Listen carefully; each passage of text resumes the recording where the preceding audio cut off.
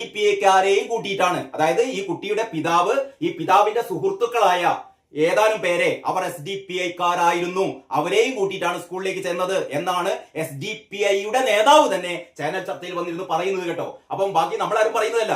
അപ്പോൾ ഈ കുട്ടിയുടെ രക്ഷിതാവ് ഈ കാര്യം ചോദിക്കാൻ വേണ്ടി സ്കൂളിൽ ചെല്ലുന്നത് SDPI-ക്കാരെ കൂട്ടിയിട്ടാണ്. SDPI-ക്കാർ എന്ന് പറയാൻ അറിയാലോ, കേരളത്തിലെ മാടപ്പിറാവുകളാണ് ആര്, SDPI-ക്കാർ. അതായത് ഈ അറിയാലോ, പോപ്പുലർ ഫ്രണ്ടിന്റെ കാര്യങ്ങളും കൈവെട്ടിയ സംഭവങ്ങളൊക്കെ അറിയാലോ. ഇതൊക്കെ എന്താണ്, ഇതൊക്കെ വളരെ സമാധാനപരമായ കാര്യങ്ങളാണ് എന്നാണ് ഈ സാംസ്കാരിക നായകന്മാരും കേരളത്തിലെ സുഡാപ്പികളും കേരളത്തിലെ അന്തംഗമികളും ഒക്കെ നമ്മളോട് പറഞ്ഞുകൊണ്ടിരിക്കുന്നത്. അപ്പൊ ഞാൻ പറഞ്ഞുകൊണ്ട് വരുന്നത്, മാധ്യമം പത്രം ഒരു ഫുൾ പേജിൽ ഈ വാർത്തകൾ കൊടുത്ത് ആഹ്ലാദിക്കാൻ, അഭിമാനിക്കാൻ, ഇതാണ് ഇവരുടെ ലക്ഷ്യം, ഇവരുടെ അജണ്ട ഇതാണ്.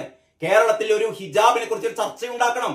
കേരളത്തിൽ ഹിജാബിനെ കുറിച്ച് ഇങ്ങനെ ഒരു ചർച്ച ഉണ്ടാക്കിയാൽ ഇവിടെ സംഭവിക്കാൻ പോകുന്നത് കൂടുതൽ പേർ ഹിജാബിനോടുള്ള ഒരു ആഭിമുഖ്യം ഈ മതവിഭാഗത്തിന്, മുസ്ലിം മതവിഭാഗത്തിന് അവർക്കൊരു തോന്നിച്ചയുണ്ടാകുന്നു. അതായത് ഈ മുസ്ലിം ബ്രദർഹുഡിന്റെ ഒക്കെ അല്ലെങ്കിൽ ലോകവ്യാപകമായി കാണുന്ന ഈ ഒരു തരത്തിലുള്ള ഒരു ഹിജാബ് ആക്ടിവിസം തന്നെ നടക്കുന്നുണ്ട് എന്നാണ് ഇത് സംബന്ധിച്ചുള്ള ചർച്ചകളിൽ നമുക്ക് വ്യക്തമാകും.